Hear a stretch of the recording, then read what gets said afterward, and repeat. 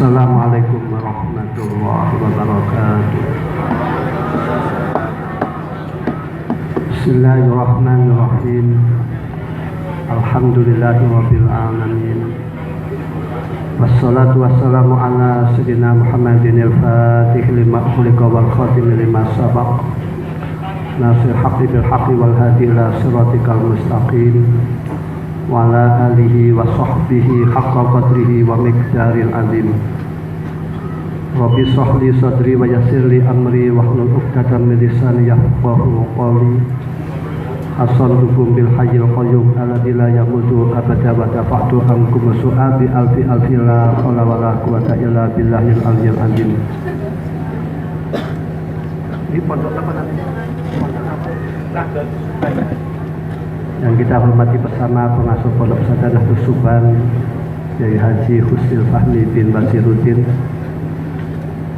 beserta para kiai dan Kyai Dimyati, Kyai Munir, Kyai Aska dan lain-lain, para bunyai dan ketua himasal, Ketua Masal sinten Jogja. Ketua Masal Jogja sinten? Ketua Masal Jogja. Ya Fakhruddin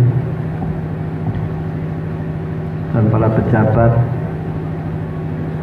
baik sipil, Polri dan TNI, para hadirat mudah-mudahan dimuliakan oleh Allah di dunia wal akhirah. Amin ya rabbal alamin. Pertama saya menyampaikan marhaban ahlan wa sahlan bikum. Allahumma ij'alna minal a'idin wal faizin wal maqbulin. Taqabbalallahu minna wa minkum taqabbal ya karim wa qul amin wa antum bi khair. Amin ya rabbal alamin.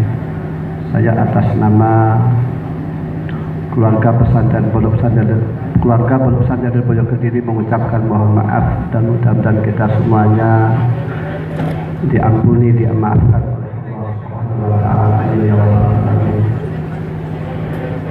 Ya Allah, ini kesempatan juga kau lagi Basiruddin sebagai peraturan dari Gus Fahmi. Mudah-mudahan pondok yang beliau tinggalkan diberi oleh Allah bermanfaat dan barokah. Mudah-mudahan santri-santrinya adalah soleh wal solehat. Amin ya rabbal alamin.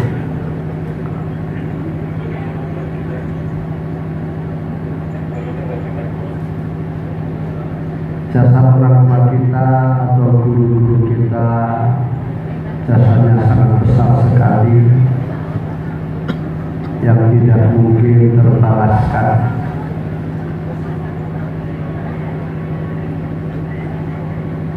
Orang tua itu dibagi menjadi tiga. Satu, orang yang melahirkan kita, yaitu bapak dan ibu. Kedua adalah guru kita, dan ketiga adalah mertua kita. Adapun yang paling utama adalah guru kita. Sebab kita bisa selamat dari api neraka sebab guru kita.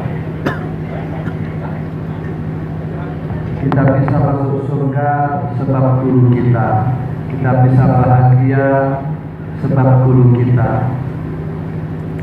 Kita dapat ridha Allah sebab guru kita, kita bisa takwa sebab guru kita, sehingga guru atau orang tua ini jasa-jasanya tidak mungkin bisa dibalas.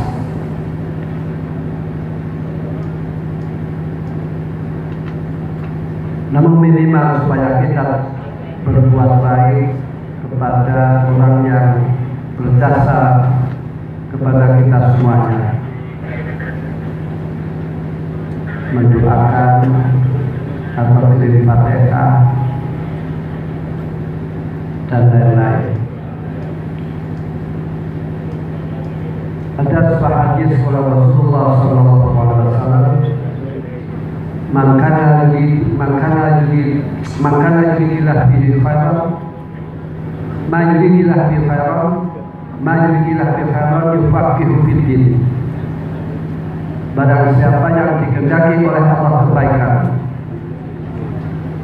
maka orang tersebut oleh Allah diberi kepahaman di dalam ilmu agama. Jadi tanda-tanda orang bahagia,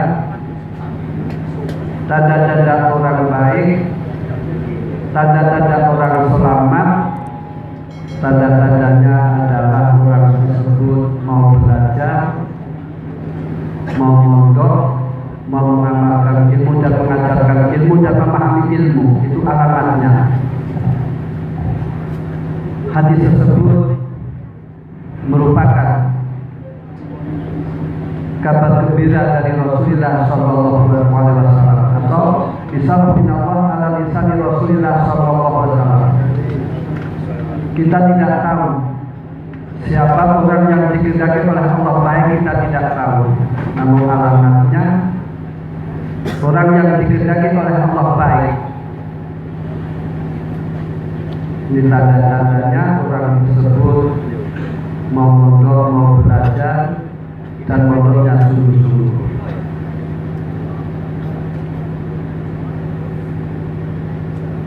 Di zaman sekarang,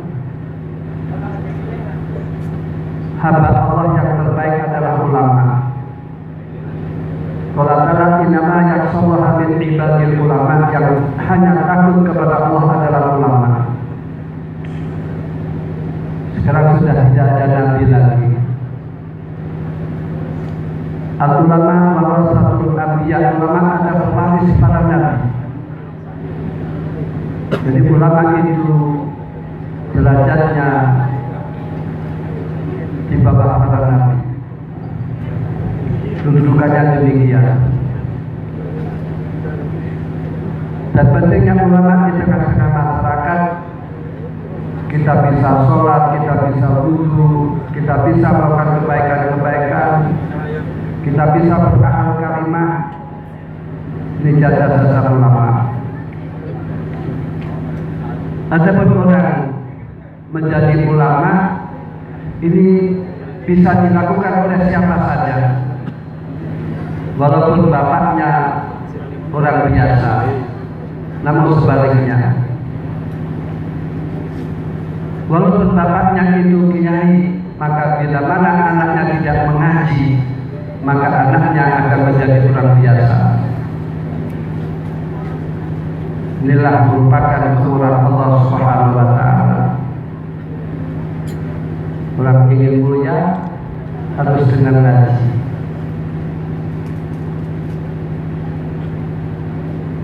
Ngaji yang membuahkan takwa kepada Allah Subhanahu wa Ta'ala. Ini walaupun anak siapa saja. Saya ingat dawuh dari Al-Maghfurah Kiai Haji Ali Maksum ketika 40 harinya wafatnya Al-Maghfurah Ki Abdul Hamid Pasuruan, yang masyhur wali bin Auliyaillah, itu yang menyambut di antara orang tua saya, terus Ki Ali Maksum, terus Habib Abdullah Bapak Ki Malang, terus Ki Ahmad Siddiq rahimahullah. Itu di antara sambutan dari Al-Maghfurah Ki Haji Ali Maksum, beliau menyampaikan, kalau anak itu dididik dipondokkan menjadi orang alim, maka anak akan lebih mulia daripada kedua orang tuanya, dan rizkinya anak akan dimudahkan oleh Allah daripada kedua orang tuanya.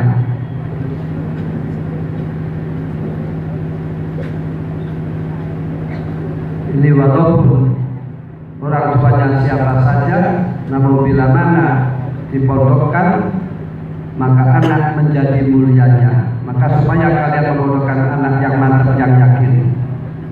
Sekarang sudah jelas orang mondok jadi apa dan tidak mondok jadi apa. Kalau orang mondok insya Allah rezekinya barokah, ekonominya barokah, dzurriyyahnya barokah, kehidupannya barokah. Itu orang mondok. Dan kita bisa memahami ilmu agama ini lewat guru kita. Ini jasa guru yang tidak mungkin terbalaskan. Maka sallallahu alaihi wasallam man salaka tariqan yatlubu fi muslim ya'tamisu bihi ilma sallallahu bihi tariqan ila jannah. Barang siapa yang mencari ilmu, maka oleh Allah dipermudahkan orang tersebut menuju surganya Allah. Wa madkhilnal jannah, amin ya rabbal alamin. Man salaka tariqan yatlubu bi ilma sallallahu bihi tariqan ilal jannah. Jadi kalau orang mencari ilmu, ini orang tersebut dimudahkan menuju surganya Allah. Wa madkhilnal jannah, amin ya rabbal alamin. Ini merupakan jasa guru-guru kita yang tidak mungkin kita membalasnya. Maka tidak ada orang yang punya jasa kepada kita, baik itu orang tua kita atau guru-guru kita, supaya kita bersyukur. Allah Ta'ala aniskuri wali-wali, supaya kamu bersyukur kepada Allah dan bersyukur kepada kedua orang tua. Nanti orang tua itu menyangkut juga yaitu guru. Jadi adab kita terhadap orang yang berbuat baik kepada kita, supaya kita bersyukur, mendoakan, kirim Fatihah dan lain-lain.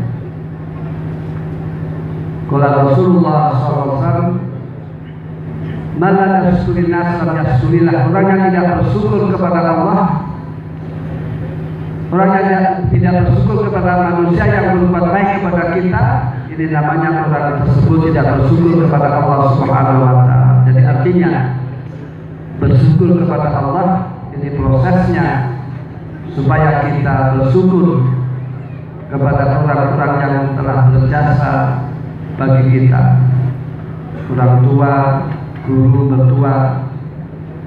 Berarti syukur wasai wa syukur. Mensyukuri lantaran ini merupakan syukur kepada Allah Subhanahu wa Ta'ala. Ini kelebihannya orang tua kita, kelebihannya guru kita, jasanya sangat besar sekali bagi kita. Dan juga ada ayat yang mana ayat ini merupakan bisyarah atau kabar gembira dari Allah, supaya orang-orang yang beriman bahagia. Allah Ta'ala, walladzina amanu wattaba'atuhum dzurriyyatuhum biimanin alhaqna bihim dzurriyyatahum. Orang-orang yang beriman dan diikuti oleh dzurriyyahnya beriman, maka besok oleh Allah dipertemukan di surga di derajat yang lebih mulia, supaya orang-orang beriman bahagia, supaya orang-orang beriman senang, supaya orang-orang beriman bergembira. Dalam tafsir Munir, dzurriyyah dibagi menjadi dua. Satu dzurriyyah bin nasab, yaitu bapak, ibu dan anak. Bila mana orang tua itu mondokkan anak, lantas anak tersebut besok di akhirat di surga derajatnya lebih mulia daripada kedua orang tuanya, maka anak tersebut akan mengajak kepada kedua orang tuanya di surga di derajat yang lebih mulia. Jadi ibu-ibu, saya tanyai, pengen apa tidak dulu masuk surga? Ini di antara prosesnya supaya anak-anak kalian dipondokkan, dipesantrenkan. Monggo baca salawat. Allahumma sholli ala Muhammad ya Rabbi sholli alaihi wa sallim. Allahumma sholli ala Muhammad ya Rabbi sholli alaihi wa sallim. Allahumma sholli ala Muhammad ya Rabbi sholli alaihi wa sallim.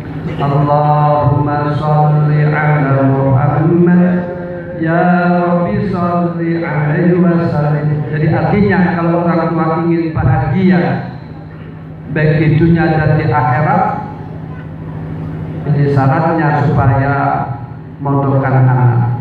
Bila mana orang tua itu anaknya nakal, maka orang tua tidak akan bahagia. Na'udzubillah min dzalik. Jadi kalau orang tua itu ingin masuk surga, ini prosesnya supaya anaknya dipondokkan, supaya anaknya dimasukkan di madrasah. Kedua adalah dzurriyyah bisabab. Dzurriyyah bisabab itu seorang murid karena mempunyai guru yang mulia dan dia dapat ridhonya gurunya, maka bila mana gurunya tersebut di surga di derajat yang lebih mulia, maka murid tersebut akan disafaati oleh gurunya, akan diajak oleh gurunya di surga di derajat yang lebih mulia supaya orang-orang mukmin bahagia. Ini jasa guru kita. Orang masuk surga itu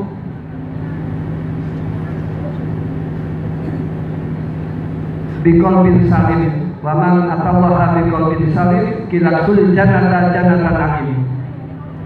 Orang masuk surga itu dengan hati yang selamat, jauh dari riya, syirik, hasad dan lain-lain. Dan ini kan jasa guru kita. Kita tahu penyakit hati hasad ini dihentikan lewat guru kita. Apalagi penyakit hasad itu akan melanda kepada siapapun. Hanya Nabi saja yang dijamin hatinya bersih. Adapun selain Nabi, ini tidak ada jaminan hatinya bersih. Adapun orang masuk surga itu biqalbin salim. Adapun tabibul qulub, dokter hati, ini adalah ulama. Seorang dokter hanya mengobati penyakit yang zahir saja. Adapun ulama ini menerangkan bahaya-bahaya hasad, iri, dengki dan lain-lain. Jadi artinya ulama adalah dokter hati. Apalagi ada sebuah hadis oleh Rasulullah SAW, Innallaha la yanzuru ila abdanikum wa la suwarikum walakin yanzuru ila qulubikum. Yang dilihat oleh Allah itu bukan badannya orang, bukan surahnya orang, bukan rupawannya dan lain-lain. Namun yang dilihat oleh Allah, yang dipantau oleh Allah, ini adalah hati. Nah, umumnya manusia itu selain orang-orang pesantren, ini hati kan tidak diperhatikan. Yang diperhatikan hanya surah, hanya zahir saja. Misalkan saja, maaf, mukanya hitam, kena anggur dia akan menghilangkan. Namun batin tidak diperhatikan. Adapun di pesantren, ini kelebihannya hati yang bersih, ikhlas, jauh dari hasad, iri dengki. Ini merupakan jasa-jasa guru kita. Jadi artinya kita bisa masuk surga, ini merupakan jasa dari guru-guru kita. Maka Al-Makturlah Ki Abdul Karim, pendiri Pondok Pesantren Lirboyo, beliau asli dari Magelang dan banyak santri Lirboyo yang di mana-mana. Ini di antara rahasia beliau.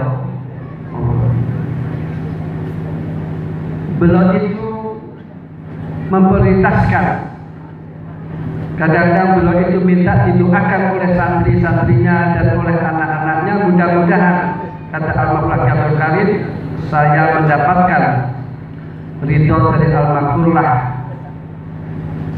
Kiai Haji Muhammad Khalil Bangkalan. Ini di antara rahasia beliau. Sehingga Lirboyo pondoknya barokah, santrinya minal sholihin wal sholihat, amin ya rabbal alamin. Ini rahasia beliau. Beliau berharap mendapatkan ridhonya guru. Sehingga kalau sufi mengatakan ridho Allah fi ridho syekh. Ridhonya Allah itu dihubungkan dengan ridhonya guru. Kalau orang dapat ridhonya Allah dengan proses mendapatkan ridhonya guru, maka kalau orang dapat ridhonya Allah, tentu semuanya akan dimudahkan oleh Allah Subhanahu wa Ta'ala. Hidupnya barokah, kuliahnya barokah, ekonominya barokah, semuanya barokah. Atau kuliah bisa yaitu mengadopsi hadis Rasulullah SAW, al-mar'u ma'a man ahab. Orang besok oleh Allah dengan siapa dia mencintai. Orang besok oleh Allah dikumpulkan dengan siapa dia mencintainya. Hadis ini ketika diterima oleh para sahabat sangat buah, sahabat sangat bunga atau sangat senang. Sebab hanya dengan mahabbah saja, mencintai ulama, mencintai orang sholihin, maka derajatnya dimuliakan oleh Allah Subhanahu wa Ta'ala. Orang mahabbah itu dapatnya luas. Banyak nanti cerita-cerita. Orang biasa namun mencintai para kiai, mencintai orang sholihin, terus anaknya dipondokkan, terus orang biasa tersebut mempunyai anak ulama il-amilin, mempunyai anak sholihin wa sholihat. Terus panjenengan mencintai kiai, mencintai ulama. Lantas panjenengan anak dipondokkan, ini bisa diharapkan anaknya minal ulama il-amilin, bisa diharapkan anak minal sholihin wa sholihat. Allah mengatakan wa naktubu ma qaddamu wa atharuhu. Apa yang dilakukan oleh manusia ini dicatat, dan orang-orang yang demikian bila mana memondokkan anak, mendidik anak, maka anaknya minal sholihin wa sholihat. Nah, contoh saja, hadir di majlis ilmi, majlis zikir itu bukan hanya sekedar hadir saja. Ada malaikat yang mencari ahli zikir. Ketika ahli zikir itu ditemukan, maka malaikat tersebut memanggil malaikat-malaikat yang lain, sehingga hadis majlis yang demikian datanglah malaikat-malaikat. Malaikat mendoakan Allah marhamhum. Ahli majlis didoakan oleh malaikat, mudah-mudahan dapat rahmatnya Allah, sehingga rahmat Allah diturunkan. Sehingga majlis yang demikian bila mana orang itu pulang, ini janji Allah, maka dosa-dosanya diampuni oleh Allah Subhanahu wa Ta'ala, dan dia diberi pahala oleh Allah Subhanahu wa Ta'ala, dan dia oleh Allah doanya diijabahi. Maka orang yang mendekat kepada ulama, hadir majlis ilmi, majlis zikir atau jamaah atau majlis khairat, maka bila mana memondokkan anak, ini yakin anaknya insyaallah anaknya minas sholihin wal sholihat. Maka panjenengan dekat kepada kiai, panjenengan hadir di majlis ilmi atau sholat jamaah, ini supaya dilanjutkan anak-anak kalian supaya dipondokkan, supaya dipesantrenkan, Sekarang kita menghadapi zaman yang demikian. Minuman keras merajalela, pergaulan bebas merajalela, minuman keras, narkoba, pergaulan bebas, anak berani kepada orang tua, hal yang biasa. Maka solusinya kita menghadapi kondisi yang demikian supaya anak-anak kita dipesantrenkan. Orang mondokkan anak itu rezekinya dimudahkan oleh Allah Subhanahu wa Ta'ala. Malah ada, ini kata orang, maaf, kalau orang menyekolahkan anak di perguruan tinggi, malah kadang-kadang orang tuanya menjual sawah. Namun kalau orang tua itu anak dipondokkan, malah bisa-bisa orang tuanya bisa membeli tanah. Sampai demikian. Ada kiai dua, satu anaknya disekolahkan, yang kedua anaknya dipondokkan, lantas dipasrahkan kepada Allah Subhanahu wa Ta'ala. Maka yang jadi ini anak yang dipondokkan dan anak yang dipasrahkan oleh Allah, dipasrahkan kepada Allah Subhanahu wa Ta'ala. Seorang pondok itu untuk menuju takwa kepada Allah Subhanahu wa Ta'ala. Kita puasa pun untuk menuju takwa kepada Allah Subhanahu wa Ta'ala. Dan di antara buah takwa itu banyak. Di antara buah takwa Allah Ta'ala, wa may yattaqillaha yaj'al lahu makhraja wa yarzuqhu min haitsu la yahtasib. Barang siapa yang takwa kepada Allah, maka oleh Allah akan diberi jalan keluar bila mana mendapatkan kesulitan-kesulitan. Ini ada solusinya. Dan dia oleh Allah diberi rezeki yang tidak bisa diprediksikan, tidak bisa diduga-duga. Ini orang pesantren. Dan buah takwa pula, mu'iddat lil muttaqin, surga itu diperuntukkan oleh Allah bagi orang-orang yang takwa kepada Allah Subhanahu wa Ta'ala. Jadi artinya orang kalau ingin bahagia di dunia dan di akhirat, orang ingin selamat di dunia dan di akhirat, orang ingin dimudahkan segala perkaranya oleh Allah Subhanahu wa Ta'ala, ini kuncinya supaya takwa kepada Allah Subhanahu wa Ta'ala, yaitu melakukan perintah-perintah Allah dan menjauhi larangan Allah. Otomatis orang takwa itu harus dengan ilmu. Orang takwa harus dengan ilmu, dengan proses belajar di pondok pesantren. Maka di zaman sekarang kita harus perhatian sekali terhadap anak-anak kita. Ini sudah disantrenkan, saja kami doa kepada panjenengan semuanya. Mudah-mudahan anak-anak kita minal sholihin wa sholihat, minal ulama'il amilin, amin ya rabbal alamin. Itu yang penting sekali. Ada rezeki urusan Allah. Rezeki urusan Allah, bukan urusan manusia. Allah itu bertanggung jawab. Qala ta'ala wa ma min dabbatin fil ardi illa 'ala Allahi rizquha. Segala makhluk di atas bumi ini yang menjamin tentang rezekinya adalah Allah Subhanahu wa Ta'ala. Dan Allah menjamin rezeki ini tidak pandang bulu, baik muslim atau non-muslim, baik hewan atau non-hewan. Selagi dia hidup, maka rezekinya ini yang menjamin Allah Subhanahu wa Ta'ala. Rezeki tidak bisa dipaksakan. Artinya misalkan saja orang rezekinya sekian dipaksa untuk lebih, ya tidak bisa. Sebab segala sesuatu itu sudah ada takdirnya, sudah ada putusan yang penting. Mudah-mudahan rezeki kita halal dan barokah, amin ya rabbal alamin. Kalau rezeki barokah itu taat kepada Allah dimudahkan oleh Allah Subhanahu wa Ta'ala. Juga saya ijazahkan supaya tiap hari membaca Sallallahu alaihi Muhammad, dibaca 1000. Orang ahli baca sholawat ini rezekinya dimudahkan oleh Allah Subhanahu wa Ta'ala. Orang ahli baca sholawat doanya dijabahi oleh Allah Subhanahu wa Ta'ala. Dan orang yang ahli baca sholawat oleh Allah diberi dzurriyyah yang thayyibah. Namun syaratnya itu tadi, anak dipesantrenkan. Dan orang yang ahli baca sholawat, orang tersebut akan masuk surga bisa faati Rasulullah Sallallahu Alaihi Wasallam. Jadi artinya wafat salawat banyak sekali ini dibaca satu hari satu malam 1000.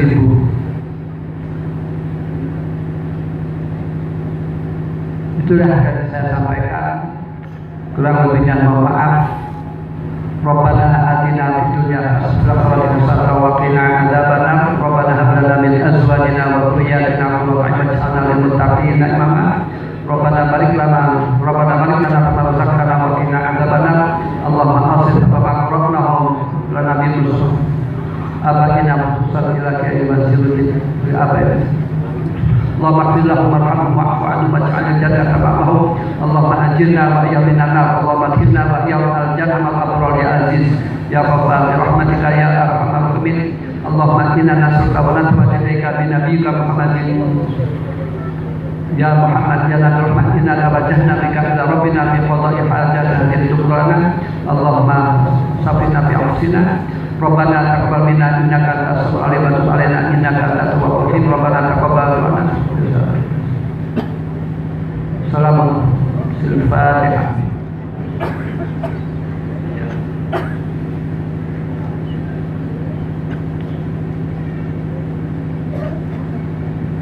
Kurang lebihnya mohon maaf. Semoga maaf kula nyuwun riyen sebab keluar saking rumah itu semenjak malam Rebu ke Cianjur, Bandung dan lain-lain, jadi sudah ingin pulang, sudah kangen ke rumah. Juga saya sampaikan kepada para jamaah Sasangi dan Boyo, kita akan menghadapi pemilihan umum, pemilihan presiden, supaya kita tertib, jangan sampai bila berbeda kita konflik rohim kudus dan lain-lain. Kita milih imam atau presiden, ini kita ibadah melaksanakan fardhu kifayah. Bila mana dikotori dengan kita permusuhan mutus rohim, maka nilai ibadahnya akan hilang. Kita harus tetap menjaga NKRI. Mudah-mudahan presiden yang akan jadi merupakan presiden yang baik. Amin ya rabbal alamin. Assalamualaikum warahmatullahi wabarakatuh. Assalamualaikum warahmatullahi wabarakatuh.